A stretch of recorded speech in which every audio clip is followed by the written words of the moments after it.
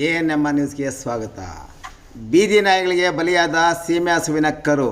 ಚಿಂತಾಮಣಿ ನಗರಸಭೆ ವಿರುದ್ಧ ಸಾರ್ವಜನಿಕರು ತೀವ್ರ ಆಕ್ರೋಶ. ಸೀಮೆ ಹಸುವಿನ ಕರುವಿನ ಮೇಲೆ ದಾಳಿ ಮಾಡಿದ ಬೀದಿ ನಾಯಿಗಳ ಹಿಂಡು ಕರುವನ್ನು ಕಚ್ಚಿ ಸಾಯಿಸಿ ತಿನ್ನುತ್ತಿರುವ ಘಟನೆ ಶನಿವಾರ ಬೆಳಗ್ಗೆ ನಗರದ ಅಶ್ವಿನಿ ಬಡಾವಣೆಯ ಡೆಲ್ಲಿ ಪಬ್ಲಿಕ್ ಶಾಲೆಯ ಬಳಿ ನಡೆದಿದೆ. ಮನೆಯಿಂದ ಮೇಯಲು ಹೊರಬಂದಿದ್ದ ಸೀಮೆ ಹಸುವಿನ ಕರುವಿನ ಮೇಲೆ ಸುಮಾರು 10ಕ್ಕೂ ಹೆಚ್ಚು ನಾಯಿಗಳ ಹಿಂಡು ದಾಳಿ ನಡೆಸಿದ್ದು, ಭೀಕರವಾಗಿ ನಡೆಸಿದ ದಾಳಿಯನ್ನು ಎದುರಿಸಲು ಸಾಧ್ಯವಾಗದೆ ಅಸಹಾಯಕವಾದ ಹಸು ಕರು ಕೆಳಕ್ಕೆ ಬಿದ್ದ ತಕ್ಷಣ ನಾಯಿಗಳು ಅದನ್ನು ಕಚ್ಚಿ ಸಾಯಿಸಿದ್ದಲ್ಲದೆ ಇಡೀ ದೇಹವನ್ನು ಎಳೆದಾಡಿ ತಿಂದಿದೆ. ಇತ್ತೀಚೆಗೆ ಪ್ರತಿಷ್ಠಿತ ವಿದ್ಯಾಸಂಸ್ಥೆಗಳ ಮುಂಭಾಗದಲ್ಲಿಯೇ ಬೀದಿ ನಾಯಿಗಳು ಬೀಡುಬಿಟ್ಟಿರುವುದರಿಂದ ಎಲ್ಲಿ ಶಾಲಾ ಮಕ್ಕಳ ಮೇಲೆ ದಾಳಿ ನಡೆಸುತ್ತದೆ ಎಂಬ ಭಯ ಭೀತಿಯಲ್ಲಿ ಶಾಲಾ ಆಡಳಿತ ಮಂಡಳಿ ಮತ್ತು ಪೋಷಕರು ಇದ್ದಾರೆ.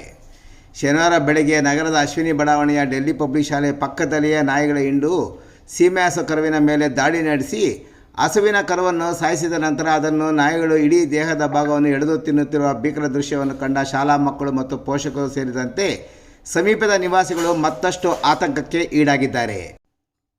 ಇದೇ ಅಕ್ಟೋಬರ್ 29ರಂದು ಪಕ್ಕದ ಶಿಡ್ಲಘಟ್ಟದ ಸಂತೋಷನಗರ ಬಡಾವಣೆಯ ಇಟ್ಟಿಗೆ ಗೂಡಿನ ಬಳಿ ನಾಯಿ ದಾಳಿಗೆ ಸಿಲುಕಿ 11 ವರ್ಷದ ಬಾಲಕ ಸಾವನ್ನಪ್ಪಿರುವ ಅಮಾನವೀಯ ಘಟನೆ ನಡೆದ ಪರಿಣಾಮ ಶಿಡ್ಲಘಟ್ಟ ನಗರಸಭೆ ಮತ್ತು ಚುನಾಯಿತ ಪ್ರತಿನಿಧಿಗಳು ಎಚ್ಚೆತ್ತುಕೊಂಡು ನಾಯಿಗಳ ಕಡಿವಾಣಕ್ಕೆ ವಿಶೇಷ ಸಭೆ ಕರೆದು ಚರ್ಚೆ ಮಾಡಿ ಮುಂದಿನ ಕ್ರಮ ಜರುಗಿಸಲು ಮುಂದಾಗಿದ್ದಾರೆ.